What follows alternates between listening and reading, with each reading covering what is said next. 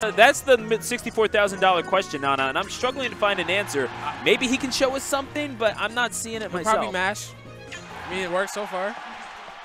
This is true.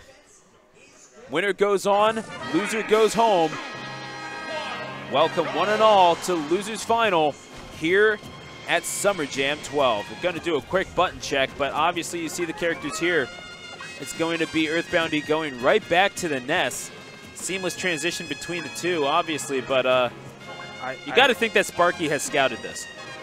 I honestly don't understand what's the point of a button check when he doesn't press buttons match. I mean, that's just me. I mean, it's there. It's nice. Press Also, the PK like projectiles. Why not? Or, yeah, whatever. So, you have any predictions? What do you expect from Earthboundy? I mean, obviously he's going to have to pull out something if he wants to pick the lock. That is the defensive Sparky 25. I just expect to see a lot of nairs and up airs. Fair enough. Well, from both players, obviously the up air of Duck Hunt, nothing to laugh at.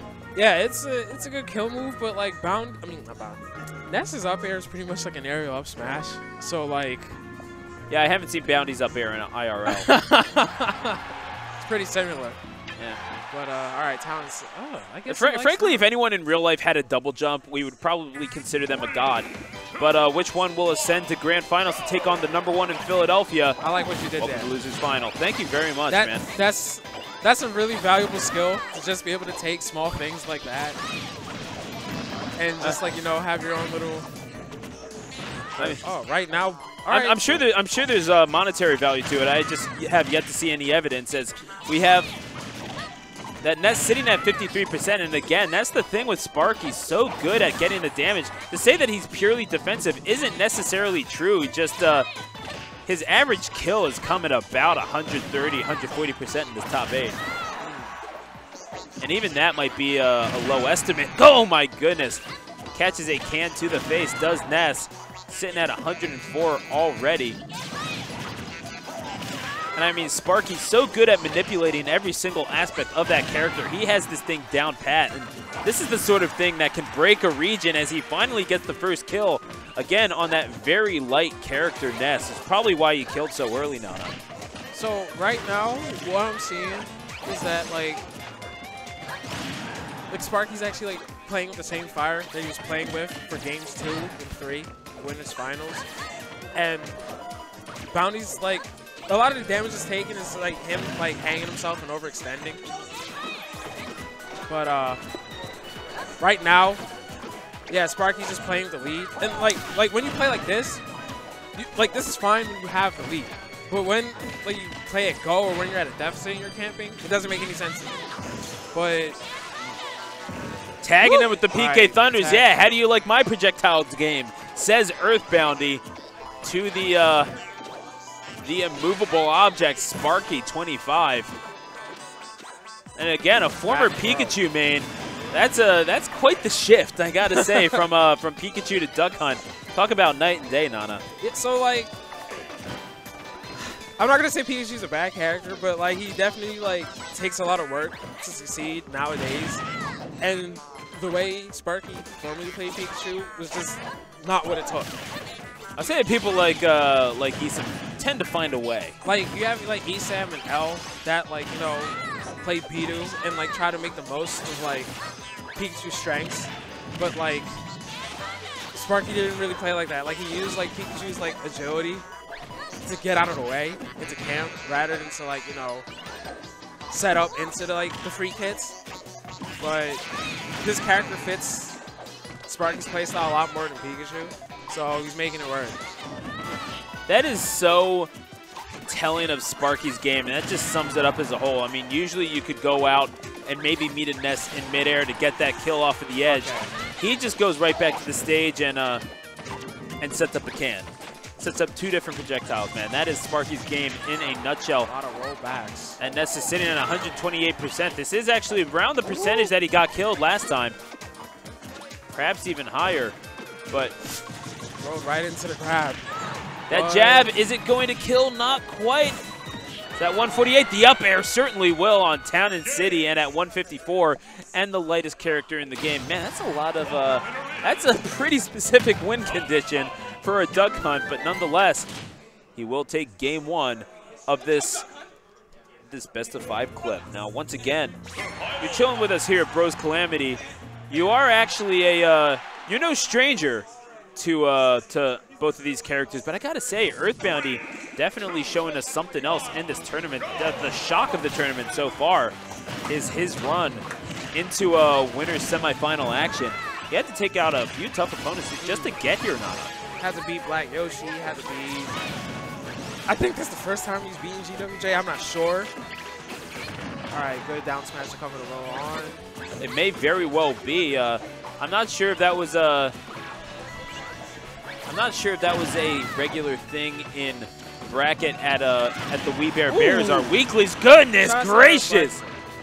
Yeah, I was about to say, like, the way that Bounty was playing the first 30 seconds, like, he's making the proper adjustments because he was playing way too antsy to take the first stock. And he's like, wait, I get more damage off of one interaction, like, one exchange. So let me just play my normal game, and then when it's time for me to take the stock, let me let him roll into the stuff, roll into the grab, jump into I almost said up smash, jump into the up airs, yeah, and let him hang himself. So right now, Bounty's doing what he has to do because he should have won game 1, but shoulda, woulda, coulda. Yeah, agreed 100%, and it's Earthboundy. I mean, he'll confirm that first stock by playing a little bit of buckshot baseball, it seems, but and again like breaking Michael out that here. Yeah. Oh, that is. I mean, we are in Philly. I mean, I was gonna make a baseball player reference, but okay. Cool. It's crazy how that happened a whole decade ago, and people are still giving him nonsense about it. Like, he went to jail. He paid the time for the crime. But people just aren't willing to forgive. It's crazy. And no, the Eagles were certainly willing to forgive him, but you know that they kept him on a short leash. Anyway, Earthboundy is going to lose the first stock, and Sparky looking to mount a comeback here and take this to 2-0. And again, using those aerials, he's gotten a lot of mileage off of those this tournament. So I was just about to say the way that Bounty was playing in the beginning was good, but as soon as he lost his first stock, he just started running in. It was like, don't do that. Like, play it away.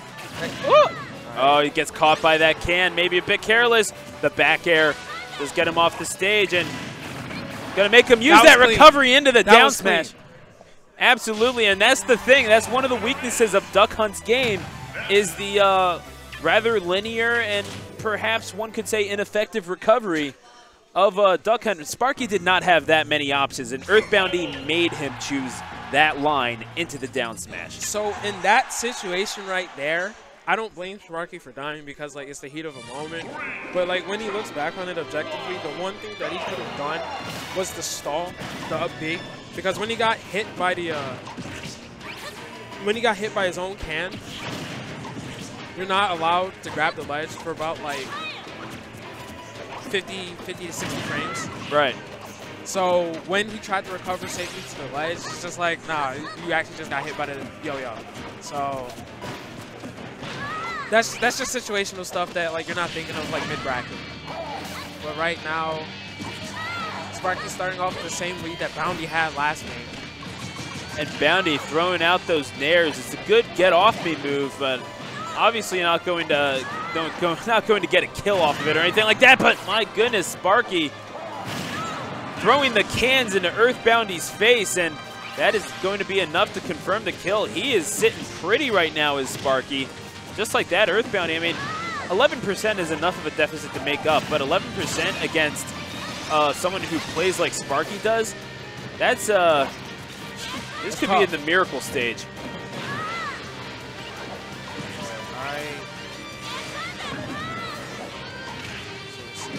Yeah.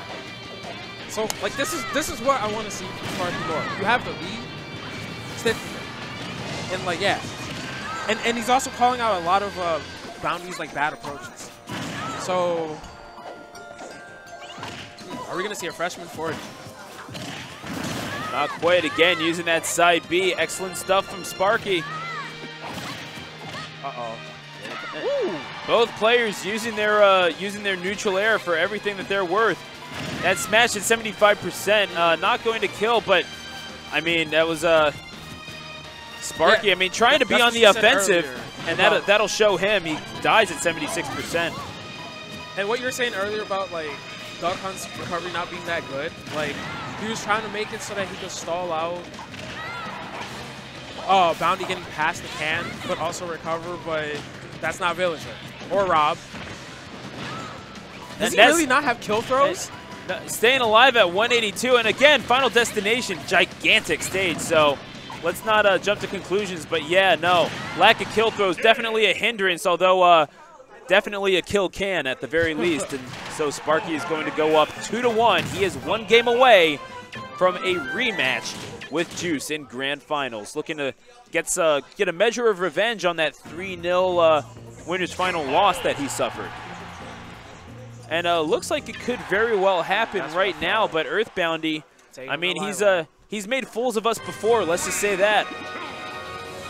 On a 2-game win streak through the elimination bracket, wound up taking out Black Yoshi and GWJ by a score of 2-0. The score is going to be much closer if he is to be victorious in the losers final against Sparky. So we go to Lilac Cruz, the first appearance of Lilac here in the top 8. Now the reasoning behind this pick, what's your theory? It'll probably give Boundy a better chance to catch his landings, because like if you don't fall, like because there's 3 platforms there. Oh well. Good stuff. Well, I mean, whatever the reasoning is, it's certainly paying dividends right now. As Earthboundy, he goes up a stock at 50%. Not the way that Sparky wanted to start things off. I mean, considering that he was sitting a couple matches ago with Ness at about 120% within the first minute. Much more efficient start from Earthboundy.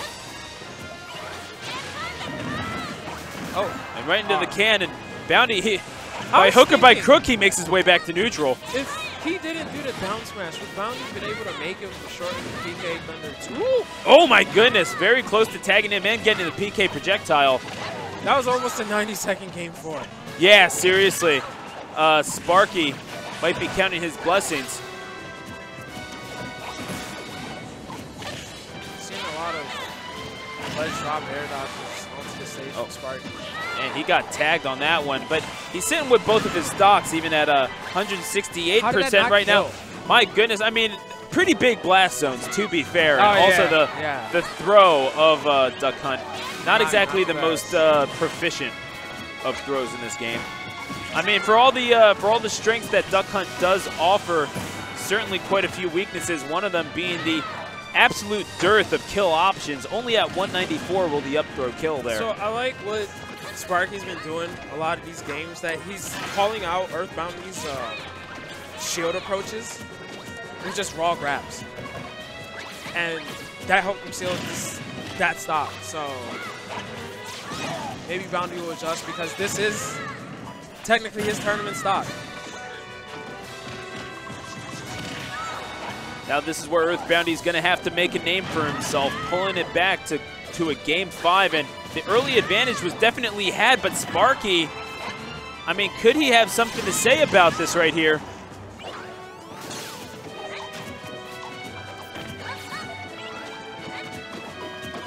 Sparky's evasion is on a beat right now. Absolutely, he is showing us something else, and again, utilizing that neutral air. I mean, he's all about the defensive measures. Of that, there is no mistake. He's sitting at 108%, but again, the lack of kill options for Duck Hunt does provide a problem. He's going to need to get some sort of jank with that can if he wants to end this. If he wants to end this soon, anyway. And right now, Earthboundy, he can't get damage on him. He's still sitting at 72%, and utilizing that can before Earthboundy could smack a liner up the middle at Sparky. That is not the game of fetch that Sparky wants to play, and so he still hasn't taken damage in at least 40 seconds, Nana. This is some excellent stuff that we're seeing from the man. Looking for a kill with that forward air. Is he going to get it here? He stays alive at 155. The back throw, is it going to kill? Not quite again. The Blast Zone's working against Earthboundy here. Oh, it's going to kill off the top! And Sparky, an explosive way to find himself into Grand Finals. The #1 in Philadelphia awaits him. And Earthboundy, I mean, what can you say about the man? He played an excellent tournament. Yeah. He will take that 3rd place finish. That's just crazy how as soon as he did the up B over the stage, I was thinking, oh, this is free. And then the can saved his life.